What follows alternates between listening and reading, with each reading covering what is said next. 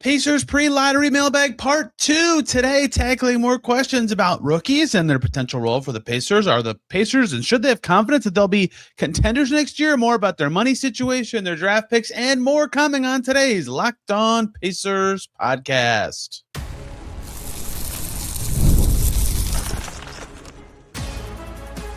You are Locked On Pacers, your daily Indiana Pacers podcast, part of the Locked On Podcast Network. Your team every day. What's up, everybody? Happy Tuesday, and welcome into another edition of the Locked On Pacers podcast, where we, of course, talk about the Indiana Pacers. As always, my name's Tony East. I cover the team for Forbes and Circle City Spin. And today, I have new hardware. The mic is not going to mess up, and we have more questions to tackle. I searched for questions far and wide on the social media fronts via the Everydayer Club chat, and we're going to tackle them today. Lots of stuff about the draft, obviously, and we're doing this before the lottery. Lots of stuff about spending, about specific roles that they need, about things that they could consider, optimism, pessimism, could a rookie start? Lots of good stuff to get to. I really enjoy doing these. And we have a wide-ranging thing to get to. We start with Cowhead from the Everydayer Club Discord, who says, not super original question, but how confident are you in the team to contend for a championship next season if they lose their draft pick? I find myself genuinely nervous over losing it, but at the same time realize the team will still be a contender on paper going into the season. It just would be such a bummer. And then a follow-up that says, the main point of my question is, how do you think fans should navigate the feelings of a year of negative thing after negative thing happening, and then the potential of losing their top draft pick and projected stacked draft on top of it all? Well, the Pacers decided that they don't care if they lose the 5th or 6th pick. They care, but they protected the pick at 4 for a reason. And so that would be part of how, if I had to do fan coping, I would say this. One is pretend right now in your head that they already have lost their 2031 first rounder. And then if they lose their pick on May 10th, well, they get that one back. How fun. Also, they have Ivica Zubac on their team. And again, they lose the 5th or 6th pick, not one of the 4 studs that everybody talks about. They cannot lose one of those 4 players. That is the way I would be perceiving it if going into the lottery if I'm as a fan, to make me feel better, is that these 4 guys that everybody has been so tantalized by, they cannot have traded one of them away unless one of them falls. But the guys that are behind them, don't get me wrong, they might be great. Keaton Wagler looked awesome in the tournament. Siakam had some great scoring games, right? Maybe they'll be awesome, but they would have a very small role for the Pacers and potentially for a while with Andrew Nembhard and Tyrese Haliburton on the same team. So just the specific prospects, I think, would help in terms of actually navigating the emotions. As for the rest of the question, in terms of the confidence in the Pacers being a contender next season, I mean, first of all, that all depends on Haliburton. And I said, and I will have to take him at his word I asked him and I'd take him at his word that he says he'll be as good as he was. And if he is, yeah, I'm very confident. I mean, they were very good after he got healthy in 2024 and very good after he got healthy in 2025, including basically the best non-OKC and I forget the other team record in the league for like 50-plus games to end 2 seasons ago. And then, of course, they beat everybody in the postseason very handily until they played the Thunder. Obviously, some miraculous wins in there. Okay, then they went in 6 twice and 7 instead of 5 twice and 6. Right? They were very good. And so the East is what it is. But since then, the Knicks look a little flimsy, right? They don't look awesome. The Pistons, previously, going into the playoffs, I said they should be a team to watch to see what their true level is. They're down 3-1 to the Orlando Magic right now. The Celtics, if Tatum is rocking next year, will look awesome. Don't get me wrong. The Cavs' future's kind of goofy, right? The Magic maybe are awesome instead. But is there any team in the East that's really seized like, wow, they look way better than they were the year before when the Pacers were healthy? No. So don't get me wrong. If Haliburton's not as good, the Pacers won't be as good. But Zubac is better. They have upgraded at center. They have a lot of good players in their team. If they have Tyrese Haliburton, yeah, I'm very confident they'll be a very good team in next year's Eastern Conference. That does not mean it'll be easy. That does not mean they'll be the favorites, but they have a great coach. They have a great system. They have great top-end talent. Health permitting, yes, I would be not confident they'll win the East necessarily. That's a very high bar to clear. They were really good 2 years ago, and that didn't happen. But confident they can and should be favored to win around and be a very good team.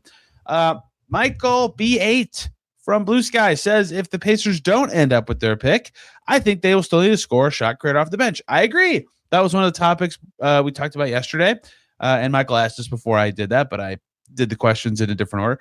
Did the losing that happened this season dampen the likelihood that ownership would pay the luxury tax this offseason, or could they still potentially use the full mid-level if needed? So to kind of tie that up with something from yesterday, which is somebody asked about the full mid-level and what the Pacers' willingness would be to use it and things like that and what situations it would get them into. I do wonder about the Pacers and their willingness to spend between the tax and the first apron specifically, which is about a $7 million band of time. And I will think the same thing I thought last summer until Miles Turner walked away. And Miles Turner signing with the Bucks put the Pacers in a spot where I get the fans want to say, okay, a team should spend as much as they possibly can, put the best product on the floor. It's not my money. And that's true. The Pacers literally couldn't spend a lot of money. Like you can't sign, there's a limit to what you can actually sign external free agents to. So they could have used their full mid-level at that point, but they couldn't blow over the tax for anybody but Miles Turner last year. This year, they are so close to it that the mid-level does actually just blow them over the luxury tax potentially if they use as much as they can before they hit the hard cap. So in terms of actual willingness to do it, I mean, look, if they're as good as I just said to the first question, they should be willing to go into the tax at least somewhat. If they believe they're as good as their actions suggest they are, they traded 2 very good potential picks and Ben Mathurin and Isaiah Jackson for Ivica Zubac. You do that because you think you're good and you think your window is right now. Okay, if you think those things are all the case, Caitlin and I talked about this last Friday, right? It's this Pacers front office in terms of, doing things that they haven't typically done before as a franchise, have been able to convince ownership or get in the ear of ownership that perhaps it's important to do longer rebuilds or, sad, but have to do kind of seasons where you win very few games. And so if that is something that is required of them to try to convince ownership to spend across the luxury tax line because it would make the Pacers as good as possible, I think they should be trying to do that now, right? They're that level of good at this moment of me talking. They have Tyrese Haliburton on their team in his mid-20s right now. That specific thing will never happen again. So how do they handle that? But what I think, I said something about last year earlier, and then I got sidetracked. Last year I said this a lot when it came to Turner, which is, I was wondering if the Pacers would try to get him on a deal where the first year's salary was such that, they were over the tax after signing Turner, but they were close enough to the tax line that they were just like one Ben Mathurin trade away from getting out, or one Jarris Walker trade away from getting out, or Shepherd plus one of those guys. Part of me wonders if they are willing to spend this offseason or they do keep their pick and go right over. If that is what it will look like, is they're in the tax to start the season and they get whatever brownie points for that. And then come February, let's say they're pretty good but not exceptional. If they would do cost changing maneuvers, because that's not unreasonable. If those moves make the team worse, when you're contending, that is obviously terrible optics and not something they should be wanting to do. The Buddy Hield trade, when they sold Buddy Hield away the year they made the conference finals, that's atypical, right? You don't want to have to see a team do that as a fan. And I know many of you would hate to see the Pacers have to do something like this, but that is a reasonable way they could approach this, is get barely over, spend some of the mid-level or draft somebody, whatever. And then if you're not as good as you think and it's not worth paying the tax this year, get out. But if you're awesome, if you're the 1 or 2 or 3 seed or whatever, and you think you could win the East, pay it, do it, be as good as possible, prove with more action that you're all in on this team. If you're the front office, I think that is a reasonable path for them to take. And people always say, and I always push back on this a little bit, like they want their favorite team to spend as much money as possible every year. And I do think that in theory, yes, that is still the case. But let's pretend for the sake of this exact question that there is in fact a limit. Like there is a spending limit. They're not going to pay the tax unless their team is awesome. And they're definitely not paying their repeater tax, right? They would never do that. I'm not suggesting this is how it is for the Pacers. I'm saying pretend that team exists, because I think there's a lot of teams that in theory would be like that. Well, if that is the case, starting that, the way the repeater tax works is you have to be over the tax for a certain number of years within a 5-year period. Starting that clock, or a 3-year period, starting that clock as late as possible is beneficial if that is actually a limit to the team. So there is if you are going to be willing to pay it at one point, there is actual tactical benefit to getting out of the tax at certain times, but that for that to be a strategy you can sell to fans, it does require that you're going to do it at some point. So that's my very long-winded answer to say, I would have thought that last year this would have been a thing all year, right? They keep Miles Turner, and then they figure out if they were as bad as their season went, okay, maybe they get out in February, and then they figure it out this coming summer. But now I think a little differently in that maybe if the draft pick just takes them over, I think it'll be a similar kind of thing, but they could start to consider all these spending considerations via the guys you'd expect, those mid-tier salary players. And so how far over they go will be telling. And if it's very clear that it's one Jarris Walker over, it's Jarris Walker and Ben Shepherd for a $5 million player away from getting under, something like that. If it seems that obvious or that clear, just keep your eye on it, because getting out being that easy. I mean, look what the Celtics did this year. They're really good. They're really good. And they traded away a ton of money, and they traded away a bunch of minimum dudes, and now their roster is really interesting, and they're still really good. But they got out. Like, if you're close, you get out. A lot of teams do that and have done that for years and years and years, even very, very wealthy owners. So I would suspect that they'd be willing to maybe dip their toes over the line to start the season, but how far across they'd be willing to go, I think that would be set by how easily they feel like they could get out at any time. So many more questions to come here about the draft, about optimism and pessimism, and a 4-parter, including some questions about Locked On, all coming up here on Locked On Pacers.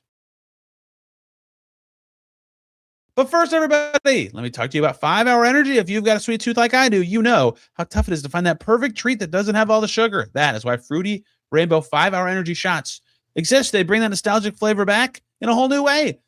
They treat your taste buds to an explosion of fruity flavor with a tasty caffeine kick. Fruity Rainbow 5 Hour Energy shots. They're quick. They're an easy way to satisfy your sweet craving. They keep things simple and on the go.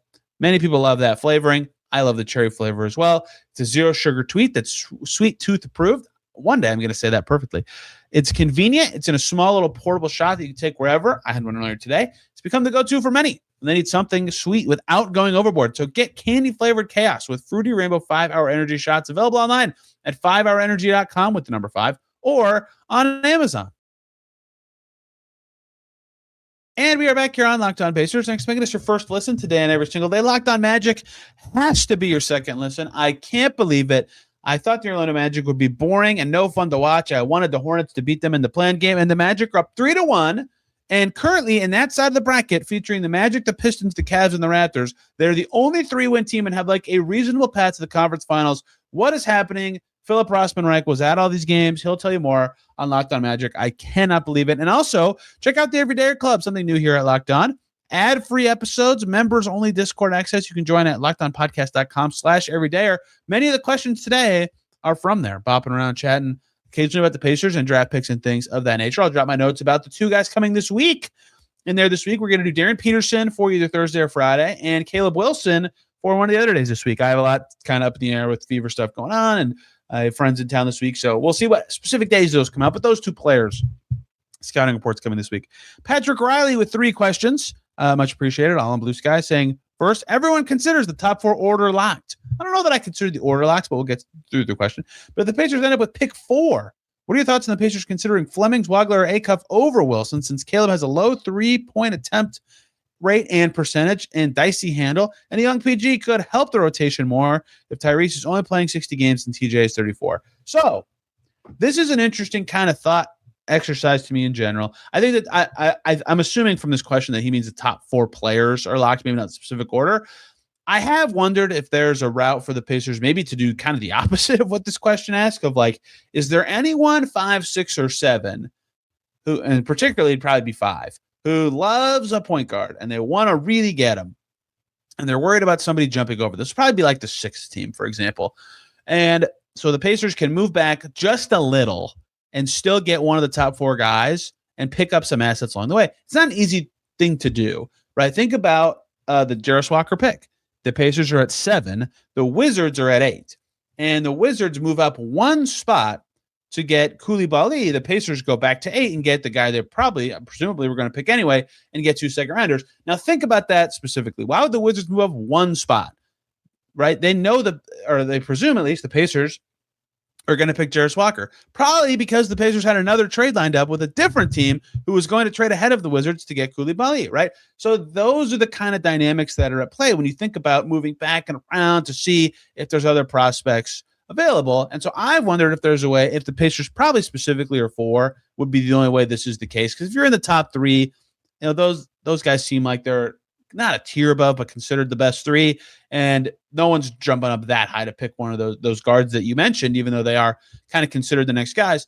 But at 4 specifically, if there's a team at 5 or a team deeper than that who really would want one of those 3 guys you said and would be willing to move up to 4 to do it, to get them before picks 5, picks or 7, that would have to be required for the Pacers to be able to move back a spot or 2 and still get the guy that they want. It's not an easy thing to do.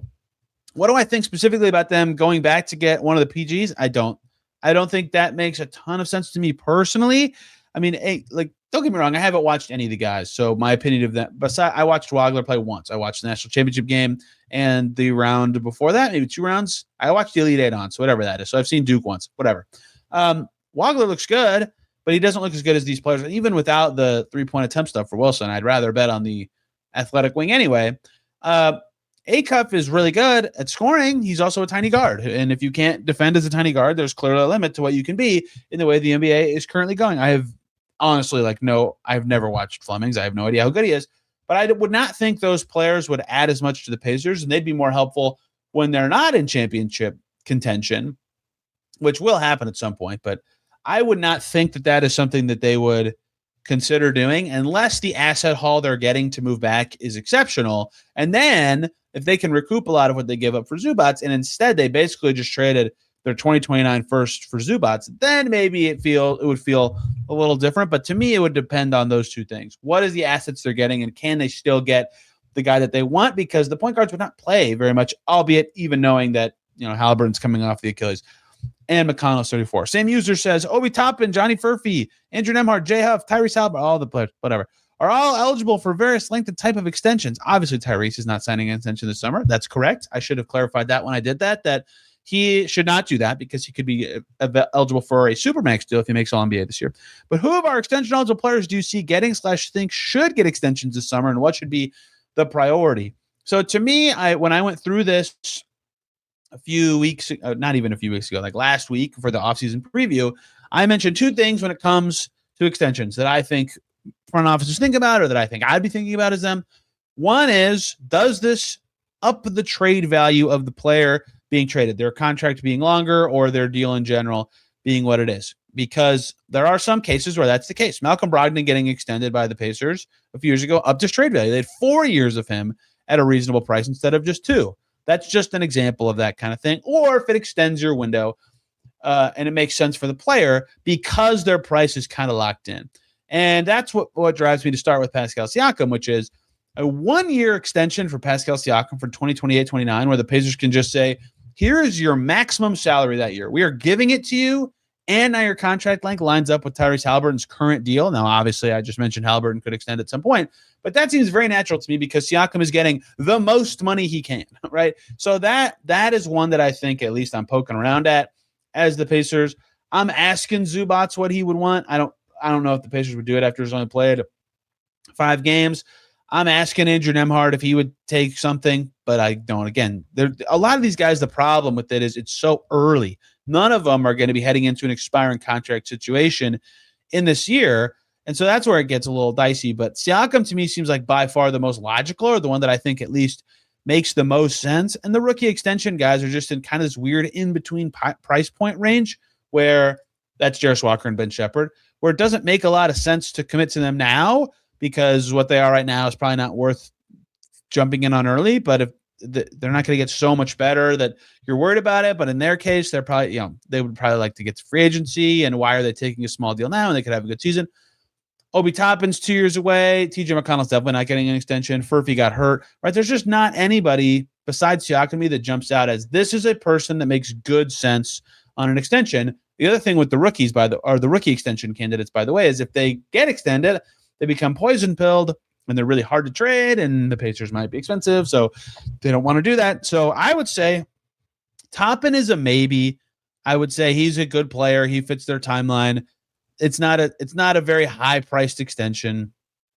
Keep him at his same price of 2027, 28 for another year, maybe something like that. Siakam makes some sense to me. Nembhard is tricky because he could stand to make a lot. Zubac hasn't played enough. So I'd say the two most likely of the extension eligible players would be Siakam and Toppin on just like, here's one more year on your contract.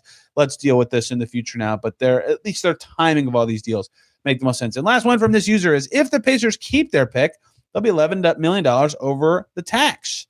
They'll be much. It actually says salary cap in the question. I presume they meant tax because they'll be way over the cap. Is there any belief that ownership is willing to pay the tax still, or does keeping the pick come at the expense of a guy like Obi or some combination of Walker, Shep Jones, or Furphy? I would assume, first of all, the latter of those. If you are in the Obi Toppin and or the starters plus maybe McConnell, but who knows, group, I would assume that you are kind of out of conversations of just shedding you for money. Like that seems ridiculous to me, that you get this far with a roster, you realize how good it is, you invest in it, you trade for Zubac, and you say, one of the rotation guys who's really good, see ya. Right? That seems a little outlandish to me. So if they're not willing to pay the tax, especially if the player they draft becomes a core player and they have a top 8, then I would think the guys that they would move would be maybe not Furphy, because he is so cheap and potentially good for 2 more years beyond this one, although he'd be a restricted free agent if they turn down his team option 2 years from now. But Cam Jones is also cheap, so that's another one where it's tricky because his minimum is so low. But they could probably use the roster spot more effectively if they could get a second rounder. But Walker and Shepard would be the two to stare at, and McConnell maybe a little bit as the guys that, if they were going to get out, to go back to the question about the tax from the last segment, would be the names to, I think, watch, depending on how far over they go, how far over the tax they might go, depends on what pick they get in the draft. So there's just a lot of layers to that kind of question and what they'd be willing to do. And so, like I said, I think they could go into the season over it and say, how are things going? Things are going good. Great. They can pay it. Things aren't going so good. Uh-oh. Time to go. A couple more questions to close out this mailbag. Optimism, pessimism, would a rookie start, and so much more to close out today's Locked On Pacers.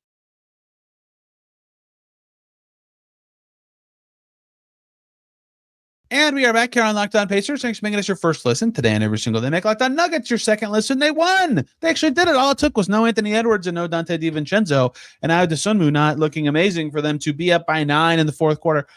They won. I'm glad. I want that series to go 7. Those teams hate each other. I love it. Locked On Nuggets. We'll have more.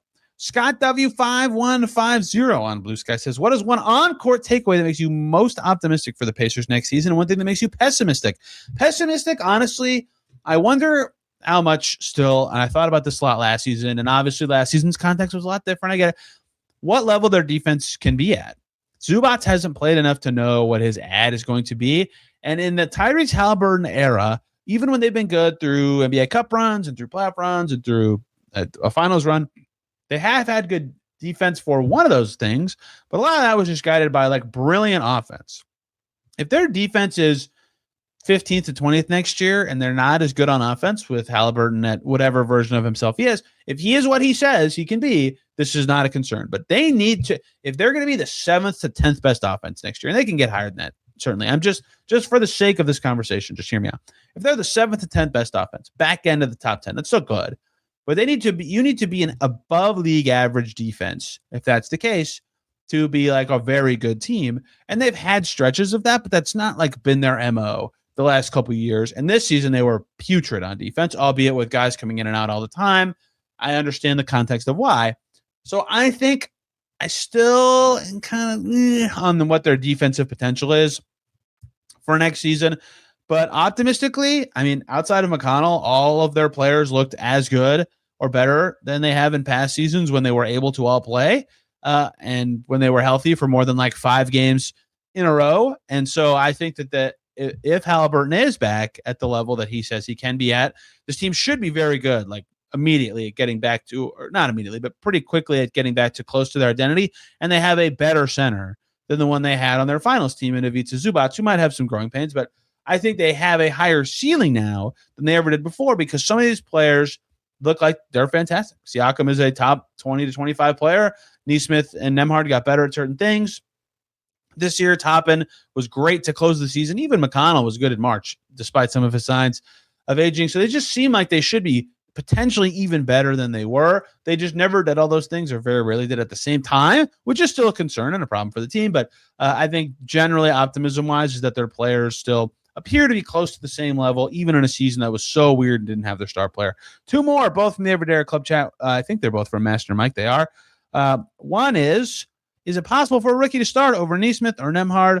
Where might each of the top 4 fit in?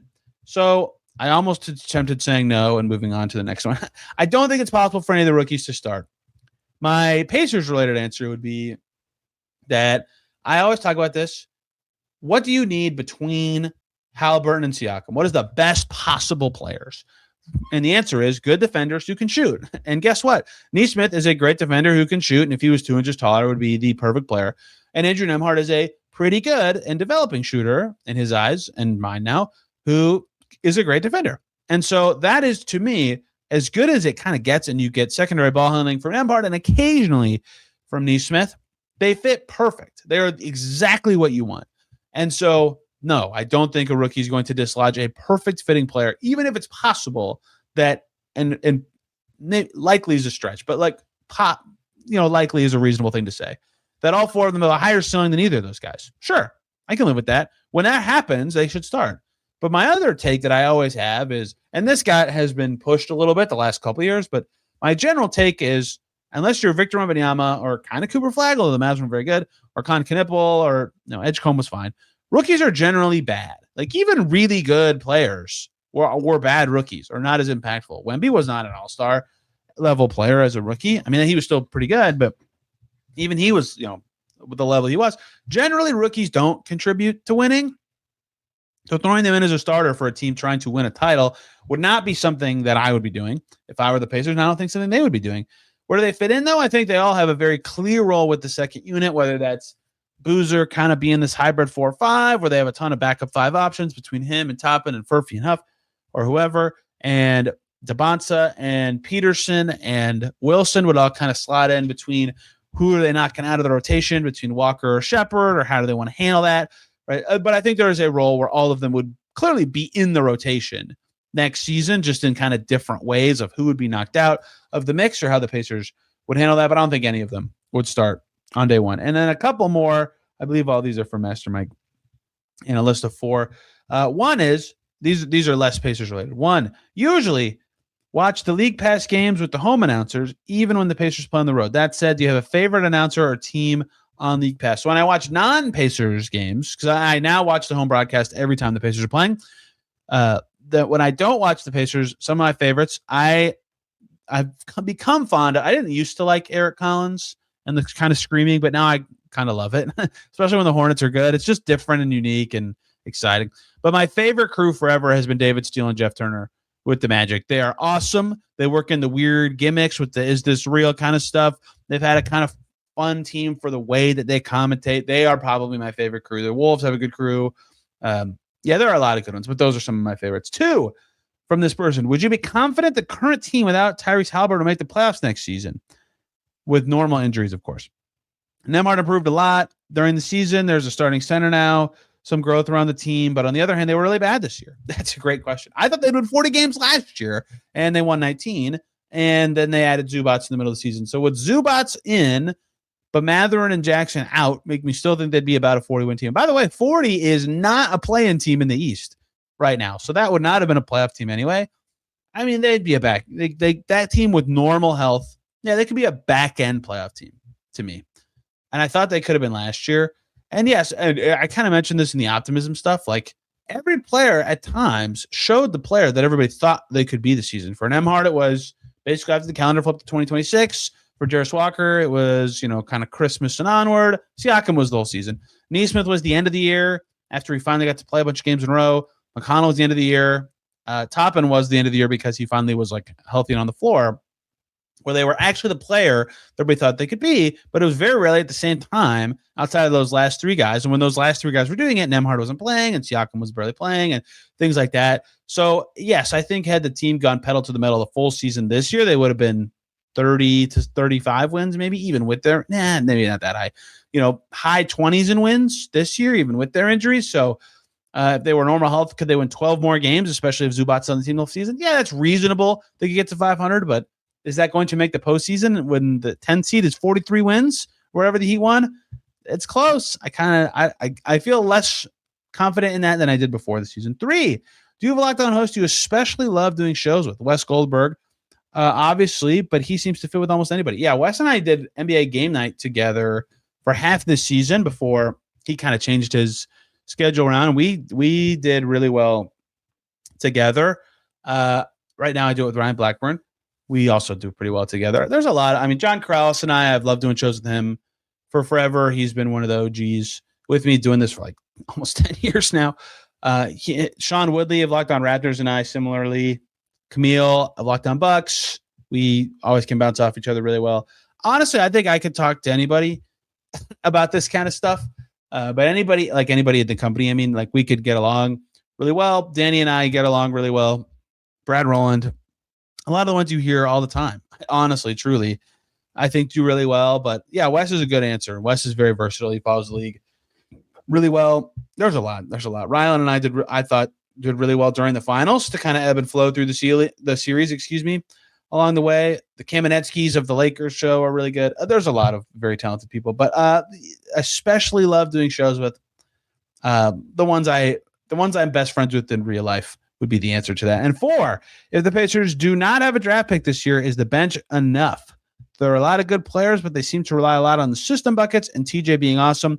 I'm a bit afraid of the 5 bench guy units without some added talent. Yes, to the extent that they don't mix and match, like if that is a unit next year where it's 4 bench guys, 5 bench guys, whatever, they would be kind of reliant on McConnell if they don't keep the pick. And I think that is a concern. And that is on the first mailbag, which I assume you maybe have heard now, but what I said, if they have to get somebody in free agency, the thing they need the most is shot creation for the second unit, or just someone who can be dynamic, not even necessarily a scorer. Just they get in like McConnell a little bit. They get in the paint, make something happen, and make something easier for everybody else.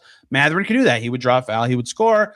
They had reasons to move on from him, obviously, but can they get someone else to do that? I think that would be important because McConnell, can he keep guiding an entire unit? And top and playoff of anybody, and whoever their backup 5 is, or however the rest of their bench shakes out, I think they have a lot of guys who are versatile in position and how they play, but they definitely need somebody else who can actually make stuff happen. Because right now, McConnell's the only guy who can consistently get in the paint, and putting a lot on him is very tough. I think you'll see more Nembhard with the bench next year, generally, honestly, handling the ball, but at what cost to the rest of their rotation? So, I think they need another scorer creator type with the bench. And thank you all for the questions on these last 2 mailbags. My hardware made it the whole day. It should be going much better. I have new things, new cords, new plugs, whatever. It's not worth getting into, but it should be better now. Tomorrow and or the rest of this week, the 3 shows will be in some order: Caleb Wilson scouting report, Darren Peterson scouting report, and what spending resources the Pacers could have this offseason to add to their team. A lot of MLE questions. I want to get specific on how big that could be and things of that nature. Thank you all so much for listening today. You can find me on social media at Tony R. Reese and this podcast at Locked On Pacers. Back tomorrow talking more Pacers. Till then, everybody have a wonderful day.